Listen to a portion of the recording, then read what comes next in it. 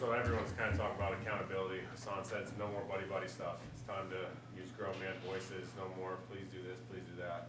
Have you seen a change of tone or tenor in practice or anything? Yeah, I mean, it should always be like that, and that's it just goes back to doing your job and executing on game day. I think that's the biggest thing is execution, Don't beat yourself and execute on game day.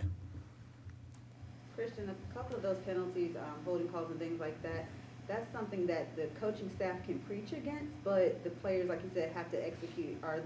What kind of, drills or anything like that can help with eliminating some of those going forward? Yeah, it's just an individual commitment to consistency. That's what it is. Each individual has to collectively buy in, as a team, and that's with penalties, but that's also with missed assignments. It's also with all the other stuff. Just got to play good team football. Defense is playing well, offense has got to go answer. Offense is playing well, defense has to answer. Special teams has to make an impact and put a full game together. It's the team that plays the best on Sunday is going to win. It's the NFL. There are no teams that are better than the other team. It's the team that consistently plays the best on Sunday is going to be the teams that, they win. Christian, as Cam gets in here and gets more and more comfortable with every practice, every week, what are the next steps for the offense? What are the next couple of particular things you think you guys can show? I think the key, and probably heard a lot of guys harp on it, though, is just, everybody making an individual commitment, said it earlier, to doing their job at a high level, not just running the route, but getting open and catching the ball. And, somebody like me, not just hitting the hole, but hitting the hole and breaking arm tackles and getting to the second level and doing my job at a high level. And that's really what it comes down to. It's never about one guy. It's about 11 collective guys working together as a unit, in sync. So that's all it is. I mean, this is a professional football team. I think guys understand that. It's just, like a lot of guys have been harping on, it's on Sunday we have to play elite football. Are there schematic things, though, that you think will become more evident as he gets more comfortable in? I mean, I think at the end of the day, it's, each week you just got to prepare really hard for the team that you're playing against. And, you prepare to beat the team you're playing, and then you also prepare to capitalize on the strengths that you already have.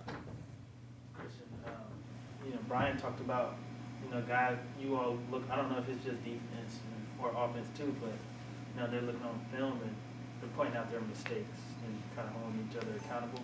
Like individual people are calling out their own mistakes. So I'm wondering, in what way do you feel like doing things like that can help you all moving forward? Yeah, I think that stuff's great to do. I think all the best guys I've ever been with, they all do that. And I think our team does that. But a lot of that stuff stays in house. For me, I like to keep all that in house. We have there's mistakes every week. There's mistakes when we win too. And you got to have that mindset of just consistently trying to fight to get better. Coach says it a lot, but don't just fight to win, but fight to play great football. And that's fighting to look good on tape the next day. When you really peel the onion back and look at the bigger picture, you see the guys who are doing it the right way, and you see the guys who need to step up. And when you win, a lot of that gets hidden. But I think that's just the mentality that all of us have to have, and is the constant urge to get better. Christian, do you think this has been an abnormal year in the way that you guys lose captains like Sam and Matt to injury, and then Cam comes in? Is this something that has challenged you guys in terms of where the leadership comes from and how much of the change gone on? I think one thing I've learned in this league that you're going to have, it's every year is abnormal, you know what I mean? And you got to just start to make abnormal the normal, make uncomfortable comfortable, and that's just the way it is. Guys go down, next man up mentality. Things happen, but the mature football team and the team that, like I said, just makes, each individual making a commitment to themselves to constantly strive to get better, and as a team doing that as well. That's when you see the team start to rise. Have you noticed leaders organically rise that you perhaps didn't have to see on their chest to start the year? Yeah, I mean, there's leaders all over the place on our team. You know, we got a lot of great vets, a lot of guys who are leaders in their own way. So it's been, you know, that's been something cool to see. Christian, every week's important, I get that, but going into a bye, a late bye, with kind of the season starting to tick down a little bit, how big to enter that bye with some positive momentum? Yeah, I think, you know, I don't want to disrespect your question, but for us, it's got to be about Sunday. You know, can't even mention the bye. This has got to be a day-to-day, meeting-to-meeting, practice-to-practice type of football team that, you know, can't look to the future, can't look at the past, just every day, you know, grind away, chop wood all the time, and do whatever you can this week to win, to go 1-0 this week. I think that's really the message that, you know, a lot of us are trying to instill. Has this team been pretty good about that, or have there been times when that's wavered a bit? Yeah, we've got a lot of great guys on the team who I mean, this, you know, like I said, it's like a lot of the issues that, you know, get talked about, it's just about doing your job and executing. There's a lot of stuff in-house, good and bad, you know, that goes on. It's NFL football, it's what it is. You know, but for us, it's just got to be week to week, you know, day to day, practice to practice. You know, everything's about going 1-0 this week, and that's really all we're focused on. Christian, can you give us a sneak peek into your Thanksgiving plans, and if you're going to be cooking anything yourself? I'll be here. Yeah, I'll be here. I don't, you know, that's pretty much it. Just grinding away, trying to go 1-0 this week. That's about it. But I'm thankful for all my loved ones, and yeah, I'll see them next week. You're gathering, pretty sure you're going to be doing rehab and prep work. Yeah, I mean, I'll have some grub, no doubt, but you know, we just trying to go 1-0 this week. Is this like the famous Luke on Christmas Eve story, Christian? Where Ron passed Tim on Christmas Eve, like in the film? I don't mean that's I don't not know. true. No, I mean, that's it's- yeah, it's you know, I have a family that does a lot of stuff. You know, they're all over the place, so not any fault to them, but a lot of holidays we don't spend together, so it's good and bad. You know, obviously I love seeing my family and everything, and we always get together in the off season, but during the season I think everybody knows the deal. It's, you know, my older brother and my dad have a season, my little brother has a season, my other little brother has a season, you know, so it's everyone's kind of just grinding away, so that eliminates the whole family discussion of where you're going. So really, it's just about going 1-0 this week for me, and you know, that's about it.